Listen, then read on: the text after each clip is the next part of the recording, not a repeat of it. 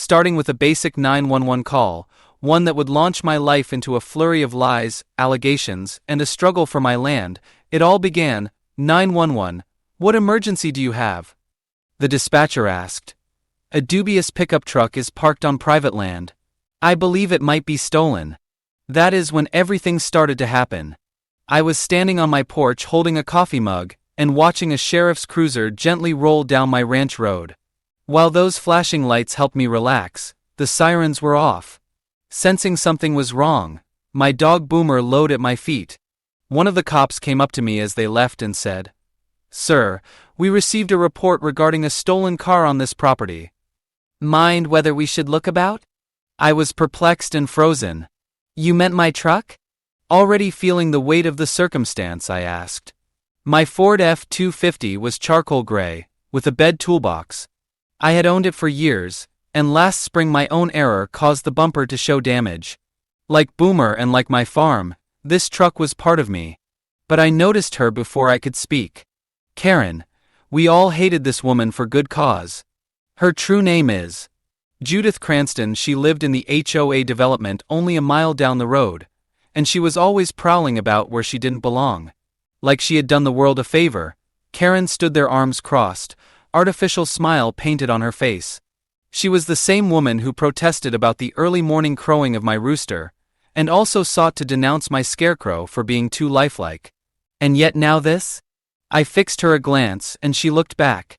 That reminded me of the cameras. I had put them in place following her attempt to classify my barn as a business property. I have video, I answered coolly. Do you want to see it? The sheriff gave an eyebrow lift. You mentioning someone reporting incorrect information? I would show you, I said. But Boomer barked once more before I could get for my phone. The officer's radio buzzed suddenly to life. Sheriff, we just received another call. Looks like the same woman who reported the pilfered truck also indicated weapons on the grounds. My heart fell. Karen had raised concerns about things.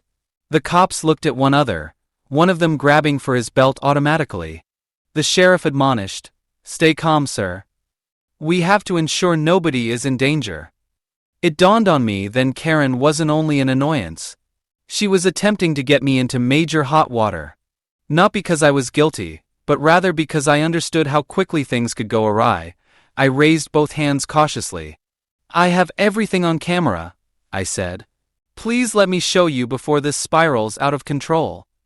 And at that point everything changed. You know, I lacked some hot-headed rancher behavior. Having spent more than 30 years here, I have stayed to myself and savored the small life. I never registered in a drama class. That was before the Pleasant Acres HOA moved in next door. They were first cordial, but Karen, well, she was unique. She had a bone to grind about everything I did, including my old tractor and loud dog. And then this bogus 911 call? It went beyond what is reasonable.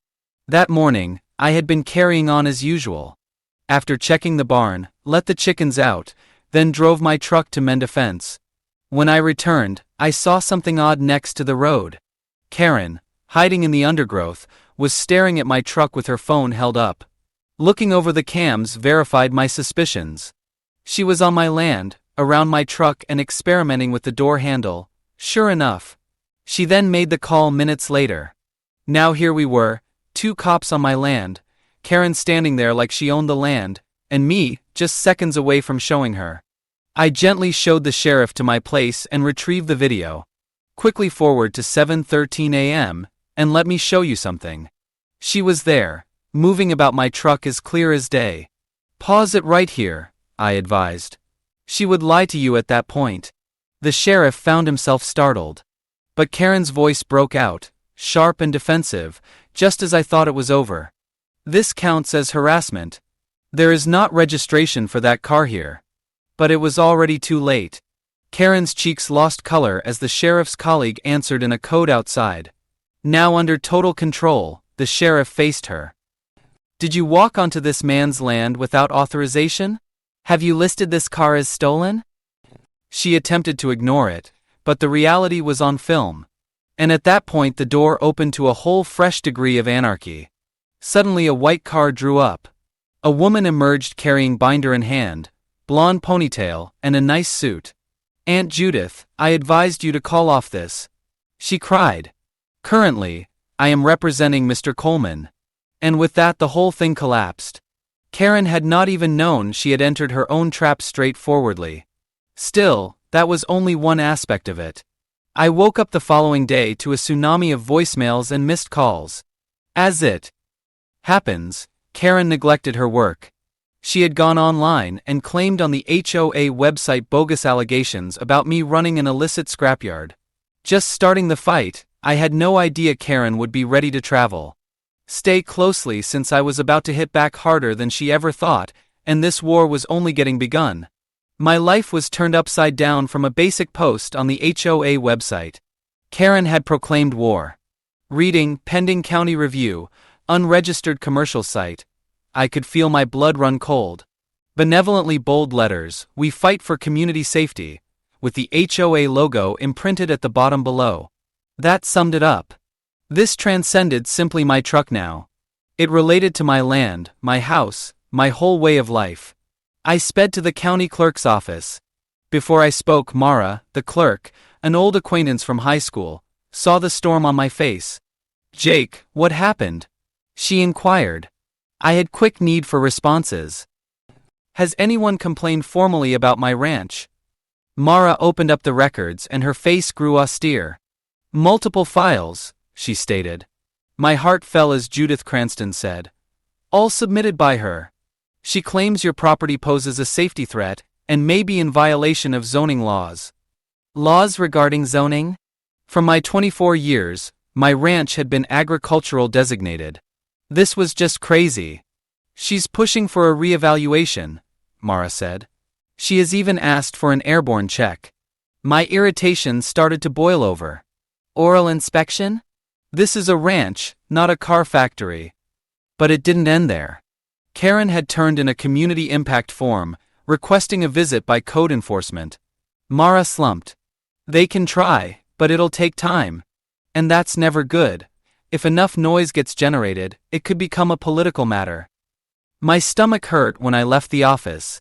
Now Karen was trying to destroy all I had worked for, not only ruin my day. I found it when I returned to Green Rock Ridge. Stuck in the earth outside my fence line, a brilliant red sign, "Pending county review, unregistered commercial site."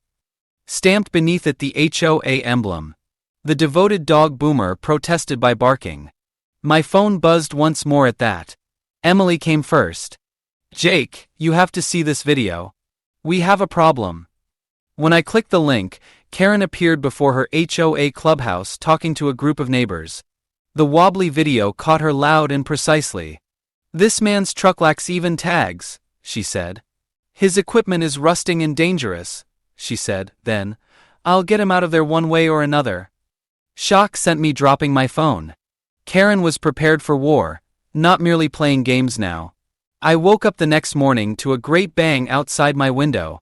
Boomer had already started to bark fiercely. Always ready on the ranch, I sprung from bed, grabbed my gun, and hurried outdoors. Near my western fence line, dust clouds were developing, and I came upon a pickup truck I couldn't identify backing into my fence. I surged over to face them. I cried out, "What do you think you're doing?" One of the employees raised his head. "We're installing a boundary marker, sir. The HOA said we need to change the line to match the original plat." That was it. Karen was working on redefining my property lines. I became enraged. I slammed my boots into the ground and said, "This is my land, my fence. You are trespassing and you touch one more nail on my land." Boomer snarling behind me, the staff stopped. Tires screaming as they hurried off, they dropped the metal post and left fast. Standing in the debris of my own fence, I said, "She's really lost her mind now." I stayed on the phone the remainder of morning, first with Emily, then the county, and lastly a local land surveyor. Emily warned me Karen would drag this out, even though Emily pledged to send a cease and desist order. Emily pointed out, "She knows she might not win, but she's hoping to wear you down." That evening, as I headed into town for dinner, Marvin from the co-op showed me something that made me stop dead still. Someone had uploaded a picture of me, shirtless, working on my land, with the message, "Is this really the kind of view our kids need next to their homes?" Karen's friends agreed in great numbers on the Pleasant Acres community page, and I could feel the walls closing in. Still to come, though, was the worst. My blood stopped cold that night when I was reviewing my cameras. By my front gate, a black figure carrying a phone flashlight materialized around 2:36 a.m.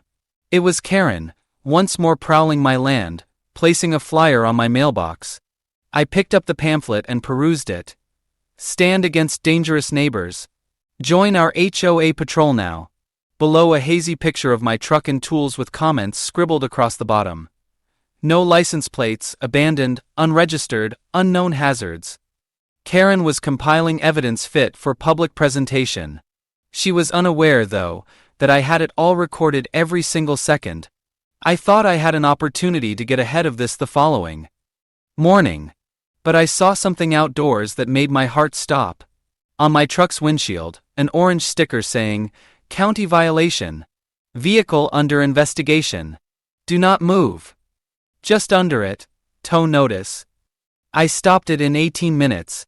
Boomer barking behind me. I rushed down the dirt road, and sure enough, a tow truck was hurtling toward my ranch gate. Arm folded, Boomer by my side, I stood in front of my truck prepared for a fight. The tow truck driver cast a lazy glance at me. "You Coleman?" he inquired. "Got a job order here to tow this vehicle." The HOA flagged it. County backed the claim. Furious, I fixed him in the eye. "You're not touching my land, my truck." He shrugged, not paying any attention. "I get paid either way. They fine me if I do not haul it." He did not, however, know the complete tale. I stood up to address him. "I have cameras all over this property and video of the woman who filed the claim trespassing here last night. If you touch this truck, I'll have you in court by next week." He stopped, staring at the gate, then mumbled, Okay, I will give someone a call." Karen was a full-fledged opponent, not only a neighbor now. And this struggle was nowhere close to finished. My heart thumping in my chest, the tension in the air was heavy when I phoned Emily. She exclaimed before I could even begin, "Jake, I need you here now." Her already fumbling for her keys was audible. I said to her, "They're towing my truck." Silence trailed then. "I'm on my way. Stall him, I'll be there in 15. Much longer than I had anticipated, the tow truck driver stayed on the phone nodding as he mumbled into the receiver. At last he turned around to face me and said, "Mr. My boss, Coleman, says since the complaint is disputed, I cannot tow without an enforcement officer present." "Good," I murmured, trying not to show the terror slinking up my spine.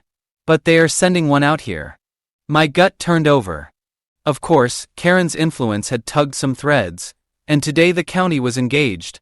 A silver county car came up 15 minutes later, and a woman in a navy blue jacket emerged.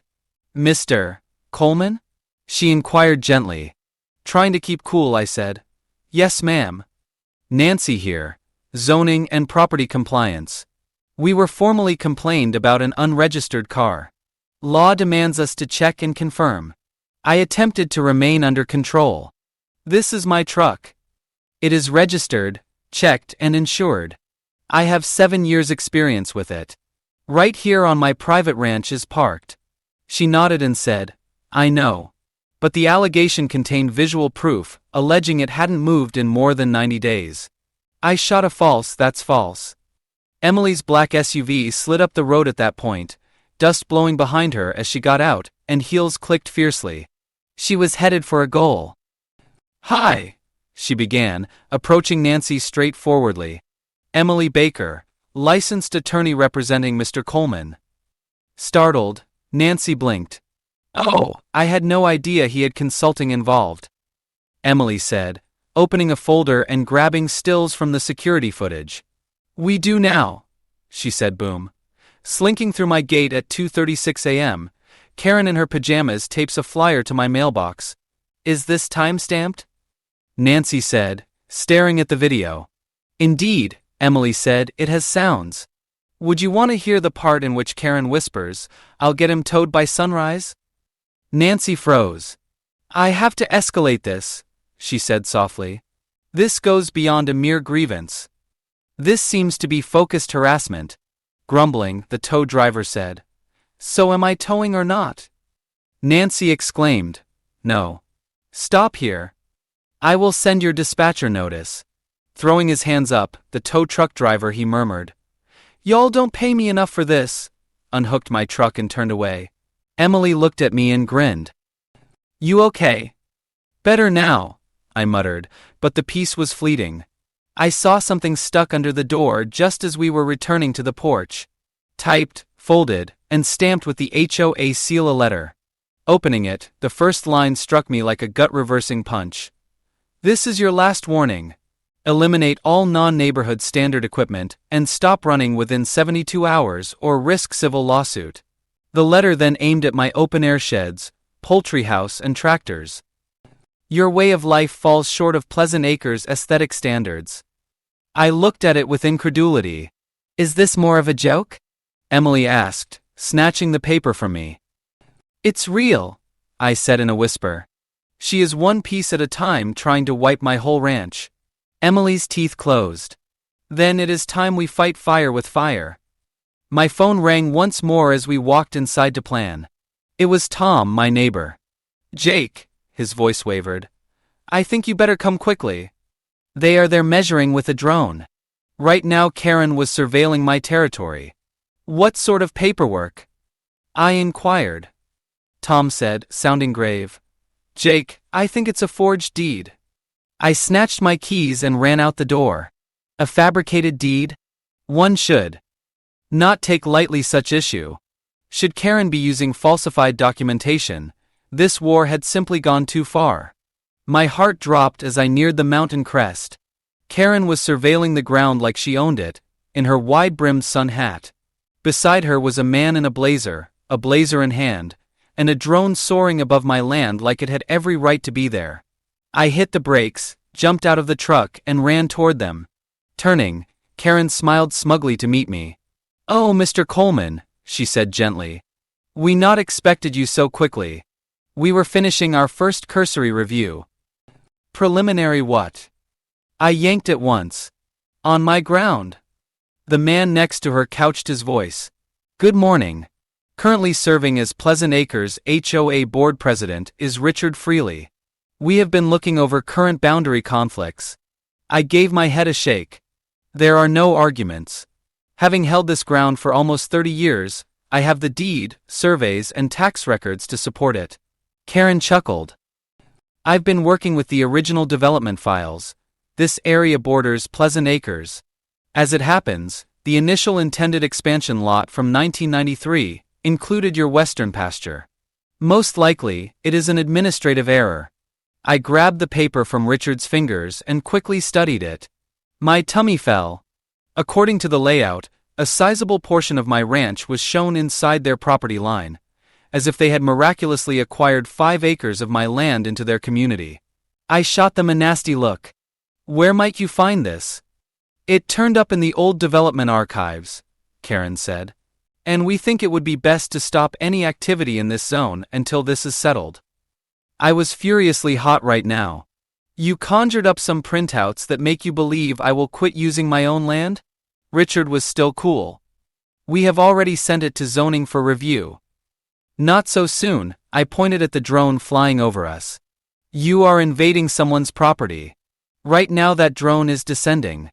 I rushed back to my truck, snatched the radio, and called the sheriff. Sheriff Blake, here is Jake Coleman. You are needed at my Westfield. The HOA members are here with phony maps, and they have a drone hovering over my land.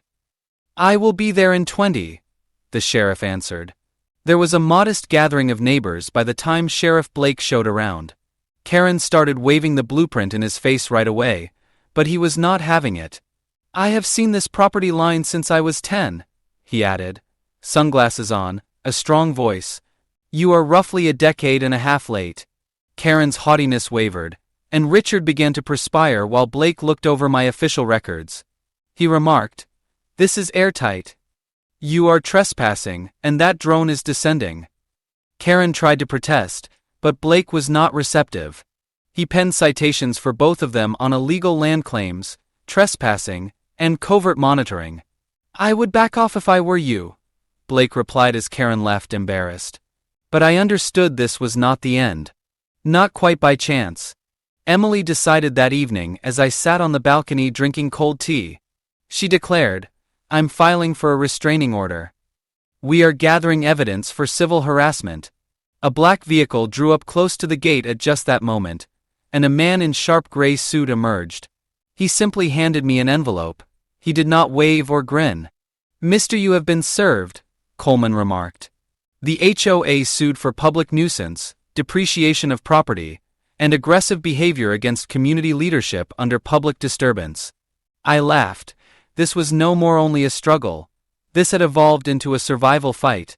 My heart sinking, I stood slowly as the shadows danced among the trees. Two people emerged from the SUV, Karen, as expected, and a man with a hard helmet holding a clipboard and a tool belt. I watched. They headed toward my southern field, where I kept equipment and old fencing materials waiting for repairs. I flipped on the spotlight raised above my barn, casting light all around. Karen stopped, hiding her eyes from the glare. The man with her dropped his checklist, clearly terrified. Taking my time, I strolled down the trail accompanied by Boomer. "What now, Karen?" My voice steady, I yelled out. She straightened, attempting to seem as like she controlled the area and was in charge. She said, in a tone that made it abundantly evident she thought she was on top of things. "This area's flagged for environmental hazard and unpermitted structures." I shot back, squinting. "By who?" Her mouth opened to a chilly smile. Almost smugly, "Anonymous community complaint. The county gave us permission to photograph and document. Got that in writing," she said. Suddenly uneasy, the man next to her turned away, murmuring about email checking. He got into the car without another word, drove off, leaving Karen alone in the mud. "You understand what this is, right?" I said, approaching closely. Karen said nothing, but her shoulders showed great tension. "That is your last desperate action. You know it, you are losing." Something flashed in her eyes, fear instead of pride, not power for a second. "You belong nowhere here," she said softly. "Your ranch is not very beautiful. Your dogs are noisy. Your truck is a mess for eyesight. You reduce the values of our property." "No," I answered softly. "I remind you that some individuals have no interest in matching mailboxes and picket fences. People who live honestly, who work hard, and that frightens you?" She turned and raced back to her car, and I stayed in the darkness with the floodlight whirling above. I understood she had at last run out of tricks. The day the hearing scheduled arrived quickly. Emily wore her nicest suit with everything orderly, sharp as a tack. In contrast, I wore a polished button-down and cleanest jeans, a far cry from the austere corporate where she wore. Boomer stayed back at the ranch, obviously wondering where all the tranquility had disappeared to. The courtroom was only a county space, not particularly elegant. Arriving in all white, Karen seemed to be getting ready for a wedding. She hardly looked at me as she settled in. Two members of the HOA trailed after her. Her face stayed devoid of expression. Older woman with silver hair and worn eyes, the judge brought the session to order. First speaker was Karen's attorney, but it was a fiasco. They created stories that I refused to interact, that my animals scared people, that my equipment was ugly, and that I had armed threats directed toward HOA members. Emily, though, got up like a lioness. "Your Honor," she began, her voice strong. "We have extensive security footage, official sheriff's reports, and sworn witness statements proving not only that Mr. Coleman acted lawfully, but that Miss Cranston trespassed, filed false police reports, and tried to illegally alter property lines." She arranged the proof on the table like a last hand of cards. Before she spoke, the judge took 30 minutes looking over it all. "Looking up, Miss Cranston," she asked. "Can you explain why you were seen at 2:36 a.m.? "On the grounds owned by Mr. Coleman?" stammered, Karen said. I was concerned for the community," the judge said, her voice steady. "You taped a flyer to his mailbox in the middle of the night." Blinking to try to save her story, Karen, she responded. "I was doing what's best for the neighborhood, but the court wasn't purchasing it." the judge said, her voice growing colder. And created a map that doesn't match any county records. The face of Karen turned white. Before speaking once more, the judge sat back in her chair, let the quiet to calm the room. Well, she started, I've heard enough. Everyone in the room was surprised by what the judge stated next. In all the years I have been on the bench, I have hardly encountered such clear misuse of community power. Miss Cranston, we live in not the 1800s. Simply because you disagree with a man's way of life does not allow you to storm his territory and lay false claims. The judge raised Karen's hand to stop her when her attorney tried to shuffle papers and whispered furiously in her ear. Her eyes focused squarely on Karen. This court finds no merit in the claims made by the Pleasant Acres Homeowners Association, she said. Actually, the court is thinking of a counteraction for civil harassment. Ripples of gasps swept throughout the court. Emily turned to face the judge. Ms. Baker, you could go on with the countersuit your client requests. Based on what I looked at today, he has strong justification for damages, emotional suffering, slander, illegal monitoring, several trespassing incidents, etc. Emily's smile was cool but keen. Thank you, Your Honor. We will be right away filing. Karen's tongue dropped open. This is ludicrous. He features noisy animals. His barn is a visual mess. Drives a dirty truck. The judge leaned forward very gently. Miss Cranston, take a seat. Looking defeated, Karen slipped into her chair. The HOA board members with her moved uneasily, as though they were reconsidering their endorsement of her. The gavel fell from under here. Case dismissed. Countersuit might start. Court postponed. And justice was done exactly like that. Tom was waiting outside the courthouse, along with some other ranch neighbors who had silently backed me. One of them exclaimed, "About time someone stood up to her." They patted me on the rear and brought me sweet tea. Walking silently toward the truck, Emily and I found the sun high above us. She peered at me as the door opened. "You managed that quite well," she remarked. "I didn't handle anything," I said. "You did." "Nope," she said. "You held your ground, kept cool and decent. Real men act in this way." I started to grin. "Well, what then?" Emily replied. "We wait for the court to process the countersuit. Then we see how far we want to go." "I want everything on the record," I stated with great conviction. She accomplished. "Everything.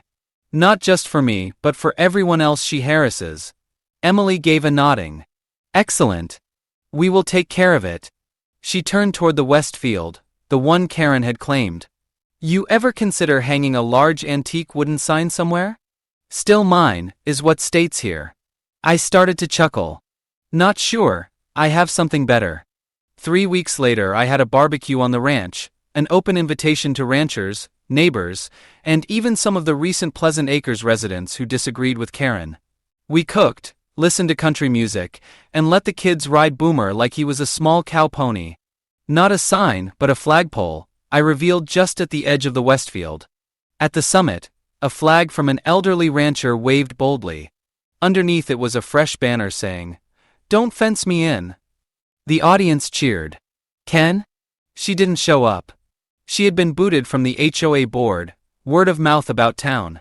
Most of the community wanted her gone since her niece, Emily's cousin, had complained about ethics. Rumor had it a few months later she listed her house for sale. One day then, not from Karen but from the HOA board president, Richard, I got a letter. He had quipped. In his letter, he said he was sorry for not fully looking at community issues, and that Karen had acted without permission in a few events. He said, "Mr. Coleman, you have reminded us that regard for property boundaries also respects people's life. Funny how different things are now. A delivery vehicle stopped at my ranch 1 week before Christmas. The driver presented me a box without a return address. Inside was only a hand-carved wooden plaque. Words burned into it were, 'Sorry.' I identified the handwriting on the sticky note that was attached. Karen's, without signature, just one word. Perhaps she at last understood that decency counts more than ornamental fences and false behavior. She might have simply known I had her on security footage. In all cases, That was all I ever needed.